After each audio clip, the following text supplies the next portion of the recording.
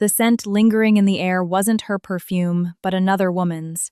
It was the signature fragrance of Chloe, her husband's young subordinate and personal secretary. Anna, could you really not have picked a worse time? You know how important my trip is this weekend, Derek said, glaring at me through the mirror with a heavy, irritated sigh. There wasn't a shadow of concern for his wife on his face, only selfish annoyance that his plans were being interrupted. This isn't a business trip, it's a lie. You're going with Chloe, I know. But that's not what matters right now. The baby. Something might be seriously wrong. Please just call an ambulance, I managed to say, gathering my last ounce of strength. The pain in my lower abdomen felt as if my insides were being twisted into a knot. Breathing was almost impossible.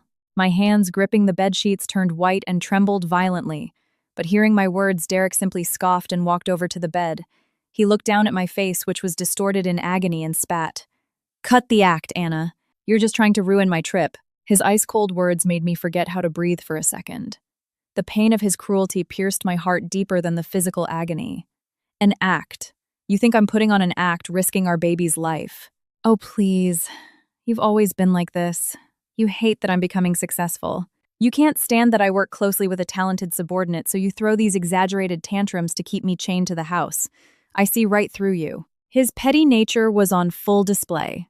A stream of baseless, paranoid accusations and contempt poured from his mouth. Ever since I got pregnant, he started complaining that I had gained weight and lost my appeal, and he practically stopped coming home. Lately, he'd been parading around openly with his young secretary, Chloe, complaining to everyone that his wife had become a hysterical burden. "Derek, please don't leave me. This is our baby." Exactly. Because it's my child, I won't let it be used as a manipulation tool by a pathetic woman like you. Besides, you're a stay-at-home wife. You do nothing all day. If it hurts so much, call an Uber and go to the hospital yourself. I have a flight to catch. Chloe, the clients are waiting. With those words, Derek carelessly kicked my smartphone, which had been resting near my pillow off the edge of the bed. My phone, my only lifeline, slid across the floor, coming to rest completely out of reach. I could only lay there in silence, sinking into profound despair. The realization that the man standing before me had entirely lost his humanity. Hurt, more than anything. Taking my silence as an admission of defeat, he assumed I was broken and had nothing left to say. Derek smirked with satisfaction. "See? Nothing to say. You can lay there moaning and whining as much as you want. I'm going straight to the office on Monday morning. Try to cool off by then." Without even a passing glance at my stomach, he yanked the handle of his suitcase. The click of the wheels sounded deafening in the suffocating silence of the bedroom. "See ya. Try not to ruin my weekend." Slam. The heavy oak front door shut with a ruthless bang. I was left entirely alone in the bedroom, curled up in unbearable pain. My husband had cold-bloodedly abandoned his wife and unborn child on the brink of death to go on a luxury vacation with his mistress. The abdominal pain surged violently. In my fading consciousness, I desperately reached my hand toward the fallen smartphone, sliding off the mattress and stretching my fingers across the cold hardwood floor. Just a few more inches. A little more. I wouldn't let my baby die. I had to save him. At that exact moment, a strange, unprecedented rush of warmth spread through my lower body. My water had broken. Hovering on the edge of panic, a small corner of my mind coldly and soberly assessed the situation. I felt something fundamental inside me snap with a dry, permanent click. The pathetic wife who clung to her husband died right then and there. I had to survive no matter what. I had to make sure that on Monday morning, when Derek casually strolled into his office, he would learn exactly whose world he was living in and whose palm he had been dancing in all this time. With trembling fingers, I finally touched the glowing screen of my phone. Staring at the display in the dark, I gathered my remaining strength and dialed a single number. I didn't call 911. Before the second ring even finished, the call connected. "Yes, Miss Vance. What has happened?" The silence of the night was cut by the calm, unwavering yet steel-edged voice of an older man. "Samuel, help me." The second those fractured words left my lips, the atmosphere on the other end of the line shifted instantaneously. "I am on my way. Please stay exactly where you are and do not move. I am dispatching a medical team to your location immediately." For the first time, genuine alarm broke through the normally unflappable voice of Samuel Evans. Samuel was the chief operating officer of Vance Enterprises, a massive global conglomerate owned by my father. Since childhood, Samuel had looked after me like a second father. Yes, my husband Derek didn't have the slightest clue, but I was not the uneducated, useless housewife he believed me to be. I was the only daughter of Victor Vance, the chairman of Vance Enterprises, a corporate empire that owned dozens of subsidiaries nationwide and held massive influence on Wall Street and in Washington, D.C. That was my true identity. I met Derek 3 years ago. At the time, he was just a mid-level sales rep at a minor subsidiary on the fringes of the conglomerate. But I was drawn to his passion and his earnest gaze as he stayed late at the office, meticulously putting together pitch decks. I hid my family background and started dating him. One day, I'm going to be a big shot and give you a life where you never have to worry about a thing, he would tell me, squeezing my hand with a tired but hopeful smile. Believing in his sincerity, I went to my father. He has talent. Please give him a chance at corporate headquarters. As a result, Derek experienced an unprecedented meteoric rise up the corporate ladder, eventually landing the prestigious role of director of sales at the main Manhattan headquarters. However, he was completely deluded into thinking this success was solely the result of his own genius and charisma. As he gained money and power, he grew increasingly arrogant and stopped paying attention to our family. He began to look down on me as a worthless burden living off his paycheck. Worse, he started cheating on me with his young secretary, Chloe. I hear his wife is a college dropout, can't even hold a decent conversation. A top-tier executive like me deserves a sophisticated woman like Chloe. I had once overheard him laughing and saying exactly that to a colleague on the phone. In reality, after high school, I had attended an Ivy League university and later graduated summa cum laude with an MBA. But I kept it to myself to protect his fragile ego, choosing to remain silent. He interpreted my silence as shame over my lack of education and used it as his favorite weapon to insult me. Back then, overwhelmed with sorrow, I would just stand silently in the dark hallway, lacking the words to respond to the devastating changes in the man I loved. But now my patience had run dry. This cruel man hadn't just trampled on my dignity. He had left his own child to die so he could run off with his mistress. Miss Vance, stay with us. Just as I was losing consciousness from the blinding pain, the piercing wail of sirens, and the crash of my front door being forced open, echoed through the house. Samuel, breathless and still wearing his bespoke suit, rushed into the room alongside a private paramedic team from Vance Medical Center. Samuel, everything will be fine, Miss Vance. You did brilliantly to hold on. We are taking you straight to the VIP wing of Vance Medical Center. Stay strong. I was lifted onto a stretcher and the ambulance tore through the neon-lit streets of New York. Upon arrival, I was rushed into an emergency VIP operating room, bypassing all public areas. Bright surgical lights hit my eyes and the cold rush of anesthesia spread up my arm. I could only pray, please, baby, live. Even if he was the son of such a monster, to me, his life was priceless. When I woke up, dawn was breaking outside the window. The crisp scent of antiseptics and the steady rhythmic beep of the heart monitor filled the silence of the private suite. You're awake, Miss Vance. Samuel stood by the bed. He had stayed the entire night. He bowed deeply, heavy shadows under his eyes. The baby. The moment the dry words escaped my throat, Samuel's face softened slightly and he gave a quiet nod. Do not worry. It was a highly critical situation, but thanks to our top medical team, the delivery was successful. You have a healthy baby boy. He was born premature and is currently in the neonatal intensive care unit, but his life is in no danger. Hearing those words, heavy tears spilled from my eyes. Thank God, his life was saved. However, as I wiped away my tears of relief, Samuel's demeanor shifted back to that of a cold-blooded corporate shark. In a low voice, he said, regarding Derek. At the mere mention of his name, an inextinguishable flame of icy wrath flared in the depths of my soul. He did not go on a business trip to negotiate with clients. We have confirmed that he illegally utilized corporate funds to fly first class to Dubai with his secretary Chloe.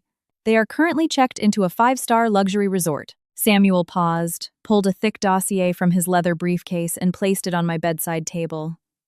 While he was away, corporate security conducted a covert search of his office. We found something undeniable. Seeing the documents, my breath caught. This wasn't just about infidelity or embezzlement. These were proofs of a staggering betrayal that could shake the foundations of the company and utterly destroy Derek. Samuel, I will never forgive him. My voice was cold and crystal clear. Not a trace remained of the woman who had once loved her husband. On Monday morning, when he returns from Dubai and smugly walks into headquarters, I am going to end him. Begin preparations. Understood. All directives have already been issued, Samuel bowed deeply. I stood by the glass looking at my son sleeping in the incubator in the NICU. His tiny chest rose and fell with desperate effort. Suddenly, hurried footsteps echoed behind me. Anna. Turning around, I saw a breathless but fiercely imposing older man. It was the absolute head of Vance Enterprises, my father, Victor Vance. He had received Samuel's message in the dead of night and immediately flown back from Europe on his private jet. Dad, you did well, Anna. Seeing my healthy grandson's face is the only reason my heart is still beating. But that bastard, Derek, leaving my precious daughter and grandson for a joyride with some girl, I will not let this stand. My father's eyes brimmed with a profound, terrifying fury. The aura radiating from a man who had survived countless bloodbaths at the apex of corporate America made the air in the hospital room vibrate. At that moment, my smartphone, which Samuel had retrieved from my house, let out a soulless ringtone. The screen flashed a name, Derek. I exchanged a look with my father, and Samuel nodded, put the phone on speaker, and set it on the table. Hello? Ugh. Finally picked up. Are you still laying in bed pretending to be sick? Derek's voice carried no concern for his wife's condition, only blatant irritation. Behind him, the sound of crashing waves and Chloe's giggling voice could be heard. Derek, come on, let's go back in the water. Hold on a sec, Chloe. Let me deal with the hysteric. Derek replied to her, then adopted a haughty tone with me. Listen, I think I left a blue folder in my home office. I desperately need it first thing Monday morning. Bring it to the headquarters. You're a housewife. It's not like you have anything better to do. I was speechless at his audacity. His wife nearly died from a premature birth, and he was ordering her to act as his delivery boy. Derek took my silence as disobedience. A torrent of unbelievable insults poured from his mouth. Hey, are you listening to me? This is why uneducated women are nothing but trouble. You just get in the way of an elite executive like me. With your bird brain, you wouldn't understand the magnitude of my work anyway. Derek proudly continued. I'm not just partying here. I have a top-secret golf meeting with the executive board of our biggest rival, Titan Dynamics. If this deal goes through, I'm ditching this second-rate company and jumping ship to Titan on an unbelievable compensation package. At those words, my father's eyebrow twitched violently. The evidence Samuel had found was proof that Derek was trying to sell highly classified Vance Enterprises trade secrets to Titan Dynamics. And Derek had just confirmed this fatal fact with his own mouth. And when I do, I won't need a useless leech like you anymore. Don't expect alimony. You won't see a single dime. I have Chloe the ideal partner. Oh, Derek, stop it. Your wife will hear you. Chloe giggled in the background. Let her hear. She's too stupid to understand half the words I'm saying anyway. Vulgar laughter echoed from the other end. I maintained a deep silence, not out of sadness, and not because I couldn't argue back. I felt nothing but profound pity for this man's boundless stupidity.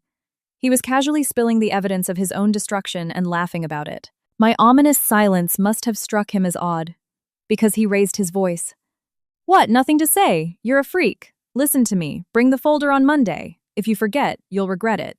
Click. He hung up unilaterally. Did you hear that, Dad? I asked quietly. My father, wearing an expression as ferocious as a wild beast, answered in a low, resonant voice. Yes, Samuel, that call. Yes, Mr. Vance.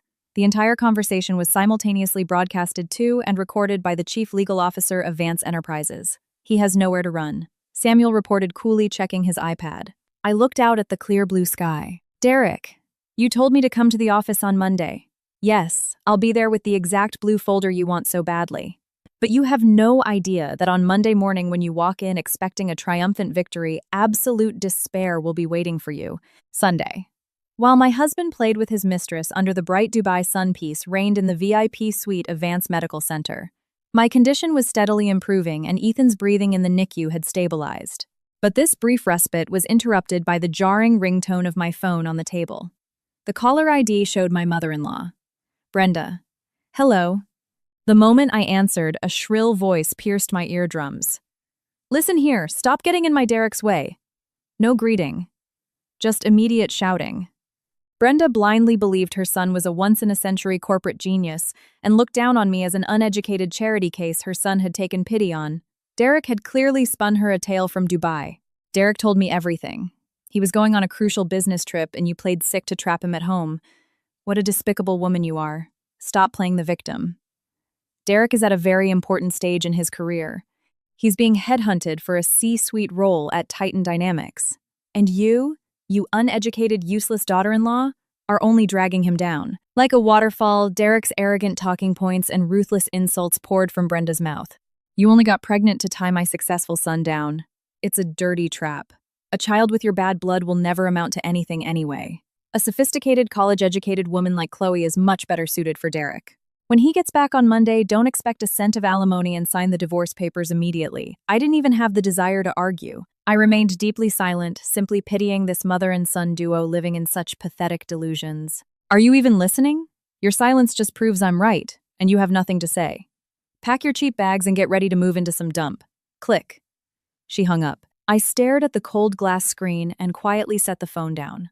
My father, Victor Vance, who had heard the entire conversation, was sitting nearby. The anger had faded from his face, replaced by a cruel, icy smile. Anna, this family is a bottomless well of stupidity. Yes, Dad. They have absolutely no idea whose hand they've bitten. Just then, there was a quiet knock, and Samuel opened the door. Mr. Vance, Miss Vance, your visitor is here? As arranged, an unexpected figure walked into the room. He was an older man in a bespoke charcoal suit that screamed old money with piercing eyes I had seen on the covers of Forbes and Fortune magazines countless times. It was Robert Thorne, the CEO of Titan Dynamics, the rival company Derek had bragged, was headhunting him. Robert, sorry to drag you out on a weekend, my father said. The CEO of Titan Dynamics bowed deeply. Victor, my heartfelt congratulations on the birth of your grandson. And I offer my deepest apologies that our company's name ever left the mouth of that fool. I widened my eyes at Robert Thorne's unexpected apology. Mr. Thorne, does that mean Derek's transfer to Titan Dynamics is a lie? At my question, Thorne let out a cold laugh. Transfer? What nonsense. Recently, this man contacted one of our executives and proposed a deal. He offered to hand over Vance Enterprises' highly classified trade secrets in exchange for a massive executive salary at Titan. There's a limit to everything. Who would hire such a piece of trash capable of such blatant corporate espionage? It turned out the promised land Derek believed in was purely a figment of his imagination. In reality, the moment his stunt came to light, I reported it directly to Victor. The executive he thinks he's negotiating with right now in Dubai is a decoy bait designed to extract all the stolen data from him. Every piece of classified Vance intel he proudly displays in Dubai is being recorded and transmitted in real time to Vance's legal department. Hearing Thorne's words, I held my breath. Derek was so confident he was playing a rival mega-corporation. In reality, he was nothing but a pathetic puppet dancing on the palms of the CEOs of two giant corporate empires. Excellent work, Robert. We now have everything we need to completely erase this man from society, my father said in a low voice, looking at the Manhattan skyline. Tomorrow is Monday, the day this man will be cast down from heaven straight into hell. On that fateful Monday morning inside the towering Vance Enterprises headquarters in downtown Manhattan, the massive lobby with its vaulted ceilings and polished marble gleamed blindingly in the light. It buzzed with the energy of elite employees rushing to their desks. Summoning all my strength, pushing through the physical pain, just days after giving birth and ignoring the doctor's frantic protests, I stood there. My face was pale. Even standing upright was agonizing, but in my hands I tightly gripped the blue folder Derek had demanded.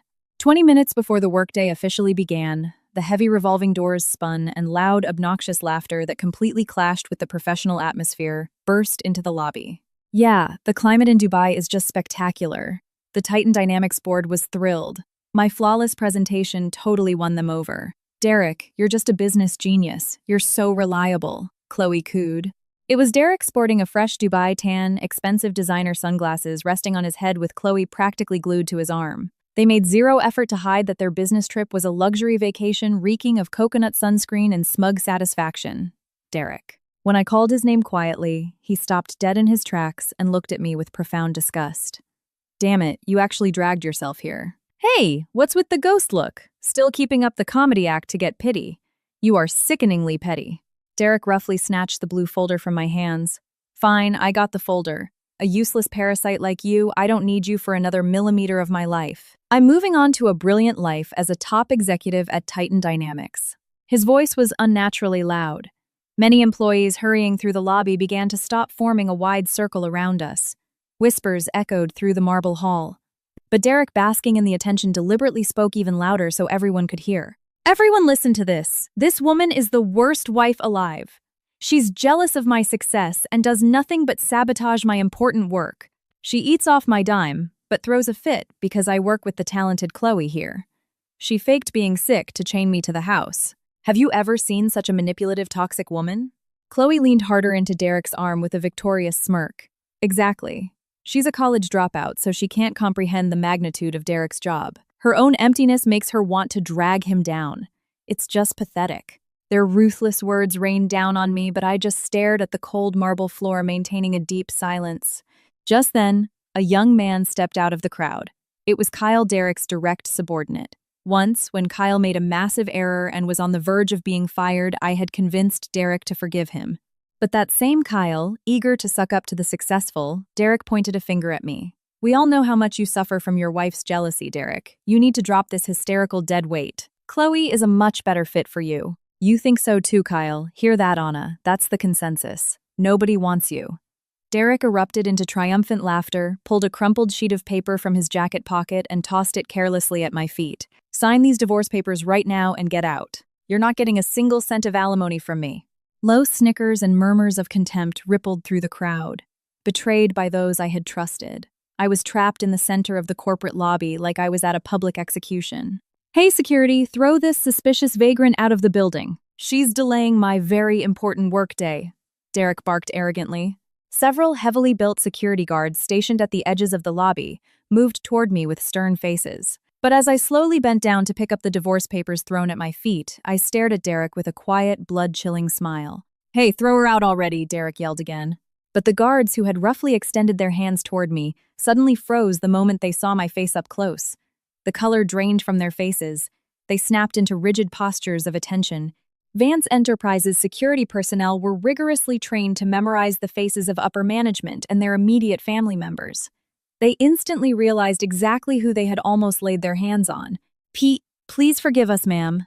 Gathering their wits, the guards completely ignored Derek's orders and bowed so deeply to me, they nearly folded in half. Hey, what the hell are you doing? Why are you bowing to this uneducated hysteric?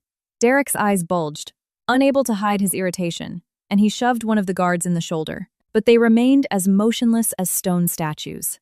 At that moment, enough. A low, unyielding voice of absolute authority boomed through the lobby. The crowd parted and the second-in-command of Vance Enterprises COO Samuel Evans stepped forward. Behind him hurried several top C-suite executives. Derek's face lit up. He hastily plastered on a sycophantic smile and rushed over to Samuel.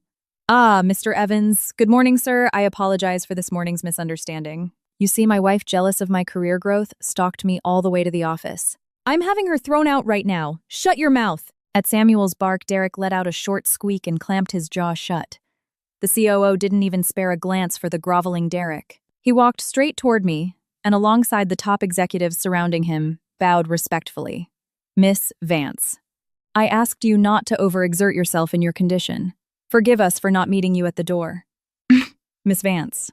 An astonished gasp escaped Derek's lips. Chloe and Kyle froze with their mouths hanging open. I slowly raised my head. Derek, I kept one tiny secret from you. Secret. Yes, I am not a college dropout. I graduated summa cum laude from an Ivy League university. And most importantly, I am the only daughter of the chairman of Vance Enterprises, Victor Vance. I watched as every drop of blood vanished from Derek's face in an instant. What, Anna? You! What kind of joke is this? He stammered. But the fact that not a single executive contradicted me proved it was the truth. You called me a worthless parasite living off your paycheck, didn't you? I slowly held up the divorce papers he had thrown at my feet, ripped them into tiny pieces, and took a step toward him. But your meteoric rise, all those major projects entrusted to you, that was entirely because I was behind the scenes asking my father to give you a head start. Everything you thought was your own achievement was a grand illusion I created for you. Bullshit. That's my talent, my charisma. Talent. Embezzling corporate funds to fly first class to Dubai with your mistress under the guise of client negotiations. Is that your talent? No, this is a misunderstanding. Derek, turning purple, tried to defend himself. Oh, by the way, speaking of Titan Dynamics, I gestured to the blue folder he had so aggressively demanded I bring. Samuel, please show him what's inside. The COO opened the blue folder and tipped its contents onto the marble floor. Derek's face contorted. Scattered across the floor were not trade secrets, but countless pieces of evidence detailing how they had used company money to fund their luxury Dubai vacation. High-res photos, designer boutique receipts, and bank statements showing Derek funneling money into offshore accounts for years to create a massive slush fund. Where are my classified files? Derek dropped to his knees, frantically trying to gather the receipts. I swapped them. The classified data you tried to steal is safely locked in the legal department. Chloe burst into a hysterical shriek. This is a forgery, Derek. Say something, this jealous woman is trying to frame us. This tense moment was broken by a shrill scream. Stumbling through the automatic doors was Derek's mother, Brenda. Derek had called her earlier, and she had rushed over in a taxi to save her son. Mom, you're just in time. Look at this. This daughter-in-law is a treacherous snake trying to ruin my talent out of pure jealousy. Without grasping the situation, Brenda marched right up to me. An uneducated brat like you dares to talk back to my elite son. Get on your knees and apologize to Derek right now. But at that moment, the doors of the private VIP elevator dinged open. The supreme head of Vance Enterprises, Victor Vance, stepped out. What a spirited mother. Was it you insulting my beloved daughter and newborn grandson? His low voice carried the growl of a predator. Every employee in the lobby stiffened and bowed deeply. Brenda looked in bewilderment from the chairman to me. Daughter Derek, who is this gentleman and why is everyone bowing? Mom, shut up, please. That's the chairman of the board. Derek's weak voice finally registered. Brenda let out a short shriek and collapsed to her knees. Cornered Derek looked like a trapped rat. His bloodshot eyes flashed. He violently shoved Chloe and his mother out of his way. Get out of my way. I'm the director of sales. It's not over yet. My brilliant achievements are in my office. He bolted toward the employee elevators. He genuinely believed that if he returned to his kingdom on the 15th floor, he would find his computer and a way to delete the evidence and fix everything. But he understood nothing. With an electronic ding, the elevator doors opened on the 15th floor. The sales floor was as quiet as a graveyard. A cold, oppressive silence hung in the air. As he approached his desk, he froze. His prized possessions, the genuine leather executive chair, the massive mahogany desk, his desktop client files, personal belongings had vanished without a trace. All that remained was a bare desk frame. My computer's gone. My slush fund data. Who broke into my office? Derek threw a tantrum. Still as loud as ever, Derek. Derek spun around. Sitting on the visitor sofa was the Titan Dynamics executive he had just been partying with in Dubai. Only he was wearing a sharp suit bearing the Vance Enterprises lapel pin. Sir, why are you here? Derek stammered. Do not touch me. My real name is Crane, head of internal audit at Vance Enterprises. While you were sipping company-funded champagne in Dubai, my team in the legal department have been investigating every single one of your frauds. Everything on this desk has already been seized by the FBI as evidence. My father, Samuel, the top executives, and I walked onto the sales floor. Mr. Crane, show him the contract my father ordered. Crane unlocked his tablet. Derek, do you remember the documents you signed so eagerly at the Dubai hotel, believing they were your employment contract with Titan Dynamics? You didn't bother reading them, did you? That wasn't an employment contract. That was a full legal confession in which you bound yourself personally liable to repay all embezzled funds over the past 5 years, totaling $5 million, and you waived all rights to contest criminal prosecution. $5 million. Hearing that astronomical figure, Derek collapsed limply to the floor. But the rapid succession of blows didn't stop.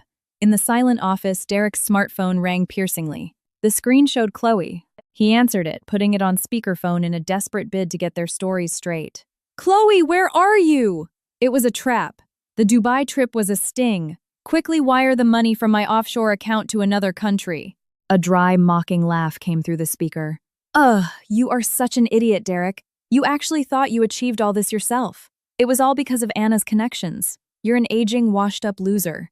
I only put up with you for the money. Then a new, unfamiliar male voice came through the line. Hey, old man. I'm her real fiancé, Connor. While you were swimming in Dubai, Chloe swiped the passwords off your phone. We just wired every last cent from your secret Cayman account into crypto. Your stolen cash is paying for our wedding. See ya, you useless criminal. Beep! The connection severed. Chloe had taken all his hidden savings and run off with her actual boyfriend. Derek had lost everything. His company, his status, his money, and his mistress. Lies. This is all a lie. In despair, Derek hurled his phone at the floor. He crawled over and grabbed my legs, weeping. Anna, I'm begging you save me. It's her fault. Just ask your dad to wipe out that $5 million debt. What about our newborn baby? It'll be horrible for him if his father goes to prison. I stared down at him with glacial detachment. The thing begging before me was a pathetic, irrational creature. Just then, security guards dragged a struggling Brenda onto the floor. "Derek, what have you done?" she shrieked, grabbing his collar. "My neighbors just called me. Our house is surrounded by men in windbreakers. They're taping red seizure notices all over the doors. Samuel, explain it to them, please," I said. The COO stepped forward. "Derek, a portion of the funds you embezzled from the company was wired into your mother's accounts to pay off her luxury McMansion. Furthermore, your mother registered a shell company in her name and served as a direct conduit for money laundering. By stamping her signature on those documents you handed her, she became a full-fledged co-conspirator, a federal felon." Brenda's face drained of color. She lunged at Derek. "You dragged your own mother into a federal crime, you useless piece of trash." Mother and son tore into each other in a repulsive physical brawl. Save the family drama for the interrogation room. A broad-shouldered man in a gray suit stepped forward, followed by several heavily armed tactical agents. "Agent Carter, FBI, White-Collar Crime Division. You are both under arrest on suspicion of grand larceny, wire fraud, and conspiracy to commit money laundering. Click." The handcuffs locked around the wrists of Derek and his mother. They screamed and cried as the agents began dragging them away. But Derek suddenly stopped and let out a low, eerie chuckle. "You got me, Anna.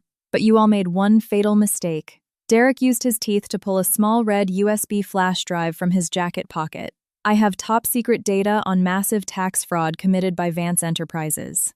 If I see even one suspicious move, this data will be automatically mass emailed to the Wall Street Journal. How embarrassing." Breaking the silence was Kyle, the subordinate who had cheered Derek on in the lobby. Kyle bowed to me, then glared at Derek. "The fact that I played along with you this morning, that was an undercover directive from Mr. Crane. That red flash drive. The day before you left for Dubai, I swapped it for a blank one. That piece of plastic you're holding is totally worthless." "No, that's a lie." Derek lunged at Agent Carter. "Plug this into your tablet, I'll prove it." Agent Carter sighed, plugged it into his FBI-issued tablet, and silently pressed play. What appeared wasn't classified tax documents. It was a single video file. On the screen, the familiar setting of my kitchen appeared. Talking on the phone with a terrifying smile was Derek himself. "Yeah, Chloe, I'm mixing a highly potent abortion drug into Anna's tea right now.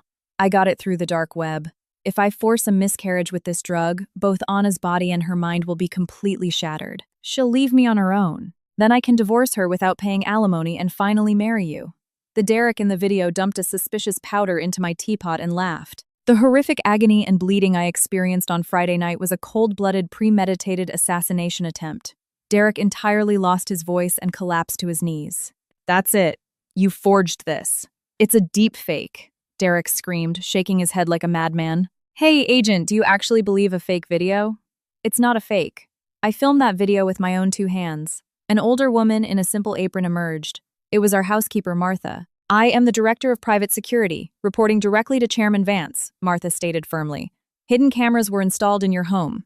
We recorded you purchasing that suspicious drug from the dark web, and we recorded you mixing it into Miss Vance's tea." "Lies. The drug, I'll just say it was protein powder," Derek screeched. "Sorry to disappoint you," Agent Carter replied. "We conducted a raid on your home office. Inside your hidden floor safe, we found a vial containing the exact same substance. Your fingerprints are all over it. The FBI crime lab report is a perfect match." Utterly broken, Derek started to giggle morbidly. "Haha. Anna, sweetheart, I'm sorry. But hey, it all worked out in the end, right? The baby died anyway. You were writhing in pain on Friday night. That means my plan worked, and you had a miscarriage. If that's the case, it's not murder, right? Please don't let my brilliant career end like this. Unfortunately for you, I didn't drink a single drop of that tea," I said, coldly. "Bullshit. Then why were you in so much pain?" "I didn't collapse because of your poison. You still haven't realized what kind of powder you actually bought off that dark website. And you still don't realize the irreversible changes happening inside your own body right now." Agent Carter read from the crime lab report. "Derek, according to the lab analysis, it wasn't an abortion drug. It was a garbage cocktail of synthetic narcotics and highly toxic heavy metals. Cheap street trash. It induces a temporary state of euphoria, but then it rapidly begins destroying the internal organs and the central nervous system. Specifically, it permanently shuts down male hormone production, causes severe rapid hair loss, and triggers agonizing nerve pain. You got scammed by dark web grifters." Martha stepped forward. Immediately after you put the poison in Miss Vance's tea on Friday morning, I seized that tea and preserved it as evidence. And before your flight to Dubai, I emptied every last drop of the collected poison straight into your pre-flight protein shake. That godlike euphoria you felt in Dubai was nothing but the effects of the synthetic narcotics. You drank the very poison you bought yourself. Before Martha even finished her sentence, Derek clutched his stomach and began rolling on the floor. It hurts. My insides are on fire. The narcotic effect had worn off. The devastating side effects of the heavy metal poisoning attacking his nervous system had kicked in. In a frenzy, he grabbed his head.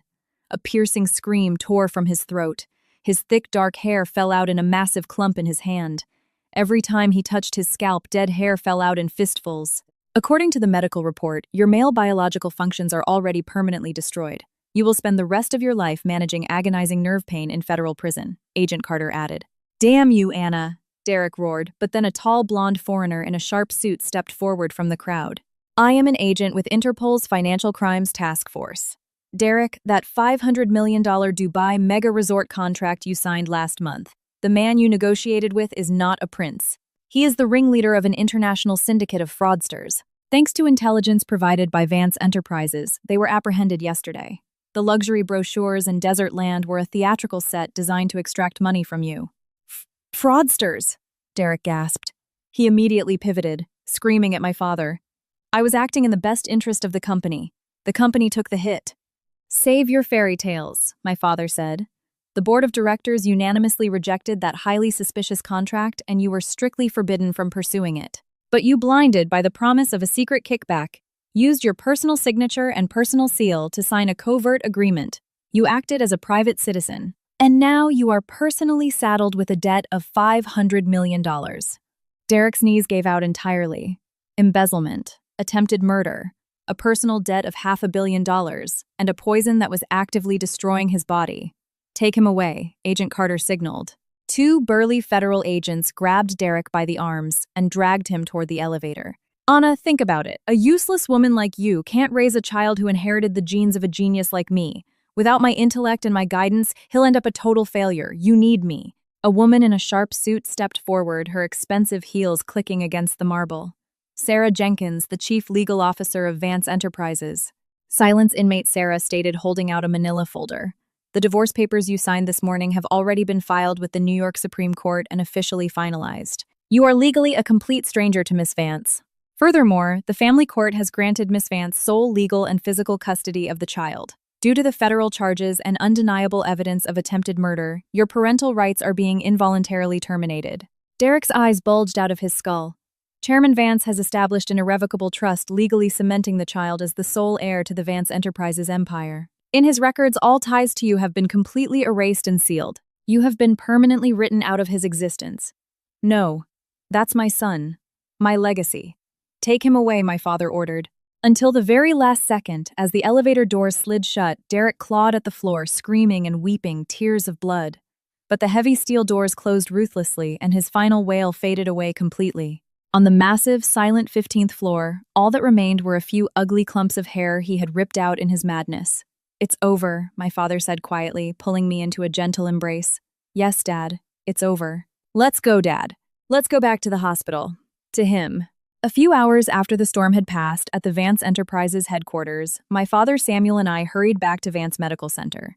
When I pushed open the doors to the NICU, the scene before me was peaceful and tender. The attending pediatrician greeted me with a kind smile. Congratulations, Miss Vance. The baby's breathing has completely stabilized, and we just moved him from the incubator to a regular crib. You can hold him now. As I carefully scooped him up with trembling hands, his incredible warmth filled my chest. My father gently stroked the baby's tiny head, tears glistening in his eyes. This touching scene was interrupted by a quiet knock. Samuel walked in holding a silver tray bearing a slightly crumpled, dirty envelope. Miss Vance, a letter just arrived via an attorney from the Federal Detention Center. It is addressed to you from that man. What are your orders? I took the envelope and tore it open. Inside, written in erratic, barely legible handwriting, was a message. Hey, Anna, tell your daddy to get me out of here immediately. I was set up. A college dropout, empty-headed woman. Like, you can't raise a kid without a genius like me. Stop dragging me down. If you don't help me right now, I'll curse you for the rest of my life. I read the letter to the end without my expression changing in the slightest. Without uttering a single word, I ripped the letter in half and dropped it into the trash can. Samuel. From now on, have the legal department intercept and destroy all communications from him. They have absolutely nothing to do with me or my son. It is just garbage. Understood. As Samuel bowed deeply, the door to the suite swung open, and a group of breathless people burst in. It was Kyle and several other employees from the sales department. In their hands, they carried massive bouquets of flowers, congratulatory cards, and a cute plush teddy bear. Kyle, guys, what are you doing here? I asked in surprise. Kyle awkwardly scratched the back of his neck and looked at me with an earnest gaze. We came to congratulate you on the birth of your son, and to congratulate our new CEO. What new CEO? I looked at my father in shock, and he let out a hearty laugh. Anna, the board of directors, reviewed all those flawless pitch decks and business models you created in the shadows. The decision was unanimous. You are going to step up and serve as the CEO of the entire subsidiary. The employees even submitted a petition requesting to work under your leadership. Congratulations, Miss Vance. The employees cheered in unison, bowing respectfully. Everything Derek had been so arrogant about had finally been returned to its rightful owner. From that night of absolute despair, I had finally risen from the ashes and reclaimed my true life. Coo. At that moment, the baby in my arms opened his eyes and let out a soft sound. His tiny hand reached up and firmly gripped my finger. Looking into his clear, innocent eyes, I felt that all my suffering had not been in vain, and I began to cry tears of pure joy. Ethan, I said, nodding to my father's unspoken question. That's my son's name. I want him to be as warm as the sun and to fly freely and straight toward the sky. I'm naming him Ethan. When I said that, the hospital room filled with warm applause and bright smiles. A few days later, a brief segment on the evening news reported that a former corporate executive implicated with an international fraud syndicate had been transferred to a maximum security federal penitentiary. Suffering from severe narcotic withdrawal, agonizing nerve pain, and sudden onset baldness, he was carrying a personal debt of $500 million. His mother had also received a harsh federal sentence for money laundering, and their McMansion had been auctioned off by the government. They would spend the rest of their lives in cold steel cages. All right, let's go home. On the clear, cloudless day of our discharge, holding Ethan tightly to my chest, I stepped confidently out of the hospital and into a bright, boundless future where my father, Samuel, and my true friends were waiting.